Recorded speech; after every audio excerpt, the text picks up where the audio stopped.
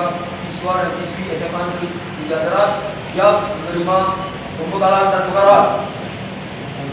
Lanjutkan.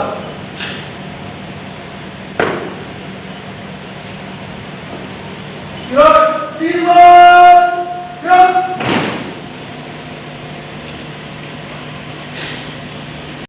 Assalamualaikum warahmatullahi wabarakatuh. Salam sejahtera untuk kita sekalian. Salam. Om Swastiastu, Namo Buddhaya, salam kebajikan.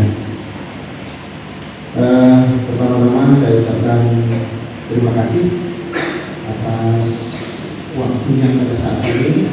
Saya tahu ini sudah siap-siap untuk IB aja. Berat IB-nya atau berat nunggunya di sini? Kira-kira. Saya tahu itu pasti ada kelompoknya itu. Ada yang berpikiran apa? Berat itu insya Allah saya yakin di Tian Teras ini 100% haus dengan tambahan pengetahuan, tambahan pengalaman,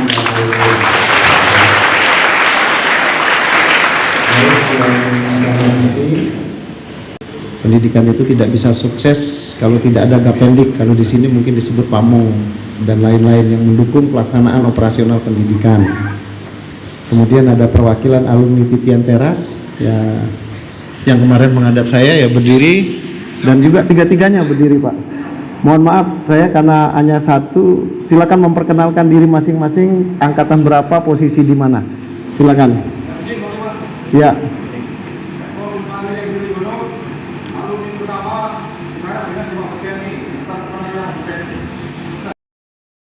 Sesuatu profesi kita tuh tidak harus jadi militer ini ya, nanti sambil berjalan. Tapi sebelum itu karena temanya diminta tentang pembekalan kepemimpinan dan wawasan kebangsaan, tapi muatan di dalamnya adalah sedikit memberi penyadaran kepada adik-adik sekalian ya, bahwa adik-adik ini adalah bagian dari perjalanan generasi yang harus menjadi sejarah dan harus menentukan sejarah perjuangan bangsa itu.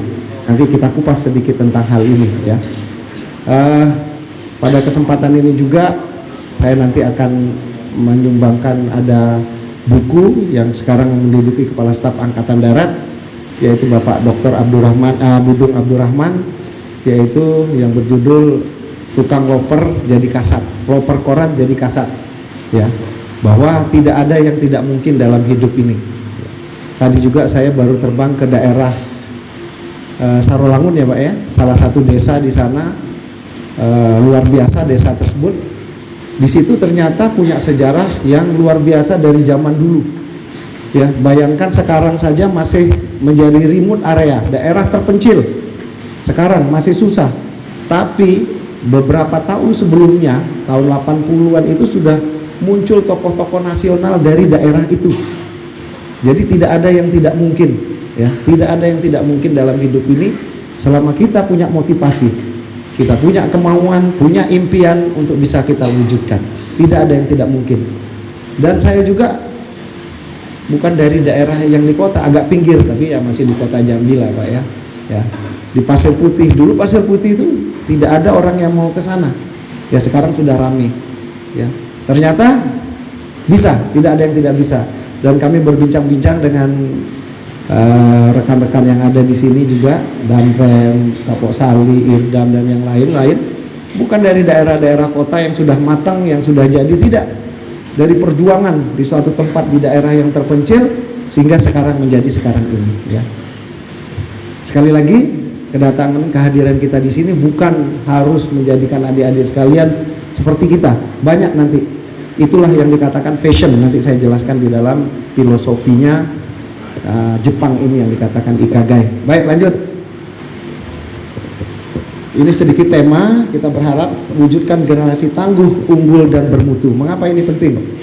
Ya, nanti akan saya jelaskan perjalanan panjang. Kita sudah dicanangkan tahun 2045 adalah sebagai Indonesia Emas. Ya, periodisasinya nanti saya jelaskan bagaimana perjuangan bangsa. Berarti adik-adik yang ada di sini itu harus menentukan dan menjadi sejarah bagaimana nanti Indonesia 2045 menjadi Indonesia emas.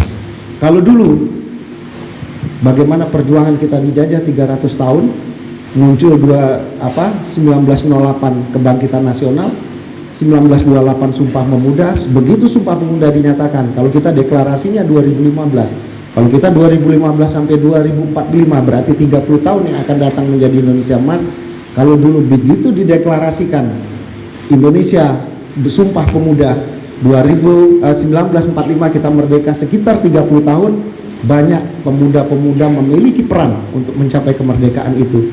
Nah, sekarang adik-adik harus memiliki peran dan menjadi sejarah dalam mewujudkan Indonesia emas itu, ya. Oke, lanjut. Apa yang dikatakan tangguh, unggul, dan bermutu? Ya. Tangguh itu sukar dikalahkan, kuat dan andal. Ini secara letterlek yang saya artikan. Unggul, lebih tinggi, pandai, baik, cakap, kuat daripada yang lain, utama, terbaik, dan terutama. Ini unggul, ya. Bermutu, memiliki kualitas.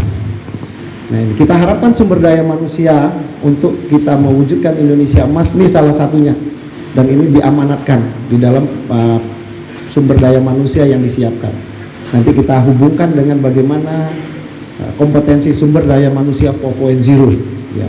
Kalau saya sekilas mengatakan 4.0 itu sesuai dengan belajar merdeka tadi, ya. Belajar merdeka itu adalah implementasi perwujudan. Kalau tidak salah ada beberapa poin di sana, elaborasi, kolaborasi, kemudian kreativitas, kemudian dan lain-lain. Tadi ada beberapa hal. Ternyata itu sejalan dengan kompetensi sumber daya manusia secara universal di dalam 4.0, ya. Apa itu? Ya, apa itu? Yaitu harus memiliki critical thinking, berpikir yang kritis. Yang kedua adalah harus memiliki creative innovation, memiliki kemampuan berkreativitas dan berinovasi. Yang ketiga harus memiliki kemampuan kolaborasi. Yang keempat harus memiliki kemampuan communication, namanya kemampuan komunikasi.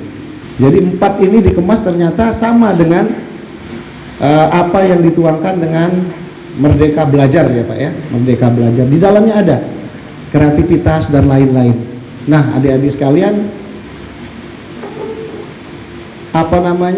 kriteria kompetensi yang dibutuhkan ini, coba bertanya pada diri kita sendiri. Kalau kita ingin berperan, ya, apakah saya sudah memenuhi kriteria ini? Ya. Kalau belum, harus mampu, ya. Harus mampu kita wujudkan sebagai seorang generasi muda agar berperan nantinya di dalam mewujudkan Indonesia emas di tahun 2045.